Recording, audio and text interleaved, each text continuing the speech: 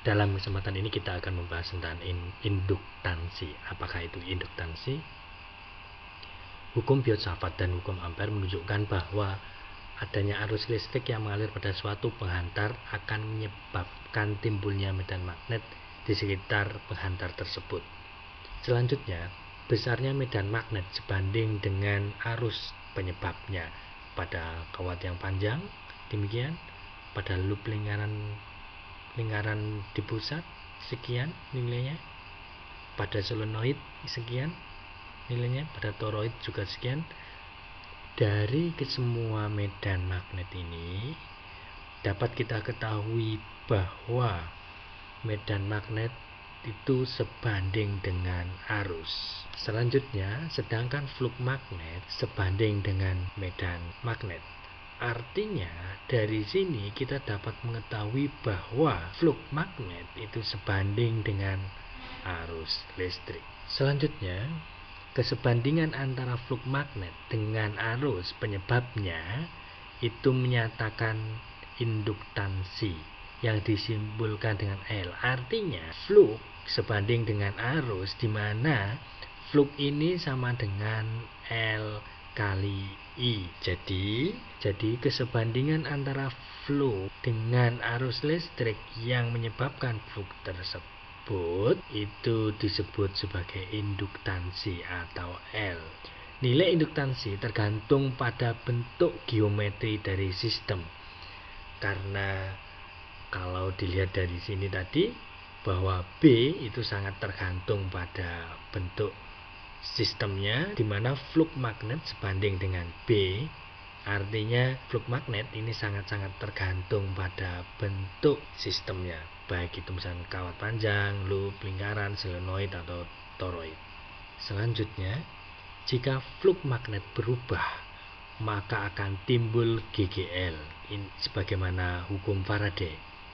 Dengan demikian, maka GGL induksi sama dengan min D flux dt atau min perubahan flux sebagai fungsi waktu. Ini bisa dijabarkan juga sebagai GGL induksi sama dengan min L perubahan arus sebagai fungsi waktu.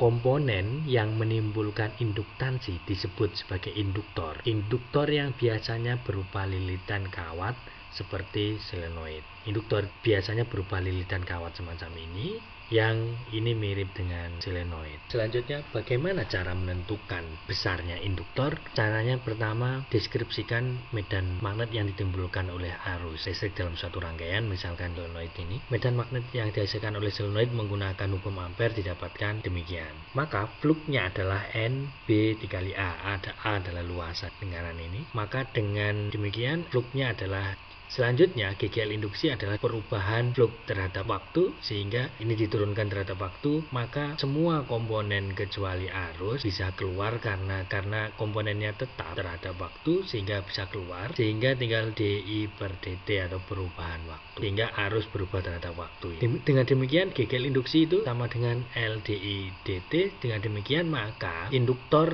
adalah bagian depan ini adalah induktornya. Ini berlaku untuk sembarang rangkaian atau bentuk lilitan dari suatu mediumnya. Selanjutnya, bagaimana cara memperbesar induktor? Jika secara matematik induktor pada solenoid adalah ini, N kuadrat mu 0A per L, maka ada beberapa kemungkinan yang bisa kita lakukan untuk memperbesar nilai induktor. Pertama, memperbanyak N atau memperbesar N sehingga L-nya bisa besar, atau memperbesar A atau luasan. Namun demikian, bahan-bahan elektronik sekarang ini atau peralatan-peralatan elektronik sekarang ini semakin lama semakin kecil ukurannya, sehingga tidak relevan kalau misalkan dalam memperbesar induktor yang dilakukan adalah memperbanyak atau memperbesar N atau jumlah lilitan beserta suatu luasan. Karena kalau hanya diperbesar artinya ukuran induktornya semakin besar. Begitu pula dengan banyaknya lilitan, kalau diperbanyak juga akan memperbesar ukuran dari induktornya. Maka mau tidak mau, salah satu cara untuk memperbesar induktor adalah dengan cara mengisi suatu material yang memiliki nilai kemagnetan kuat di dalam lilitannya ini. Di dalam lilitannya ini diisi oleh suatu material magnetik. Pembuktiannya ini, jika medan magnet sebelum diisi bahan sebesar B, maka medan magnet setelah diisi bahan menjadi mu B, di mana flux berbanding atau sebanding dengan B, maka flux yang telah terisi oleh bahan magnet tadi sama dengan mu flux yang setelah diisi bahan yang memiliki magnetan tinggi tadi, kemudian dikali dengan mu, sehingga mu kali flux yang awal. Artinya dengan kita memilih suatu material dengan kita memasukkan suatu material dengan mu yang tinggi di dalam suatu lilitan tadi, kita akan mendapatkan nilai flux yang sebanding dengan nilai mu tadi, yakni ini. Dengan demikian maka GGL induksi yang setelah diisi oleh suatu material itu adalah demikian. Dengan demikian maka induktornya adalah ini. Maka kita bisa membandingkan antara induktor yang sebelum diisi oleh suatu material dan yang sesudah, di mana induktor yang sesudah sama dengan mu dikali induktor yang sebelum. Artinya untuk mendapatkan nilai induktor yang besar, kita cukup memilih suatu material dengan mu yang besar. Itulah salah satu yang mungkin yang bisa kita lakukan untuk memperbesar nilai induktor.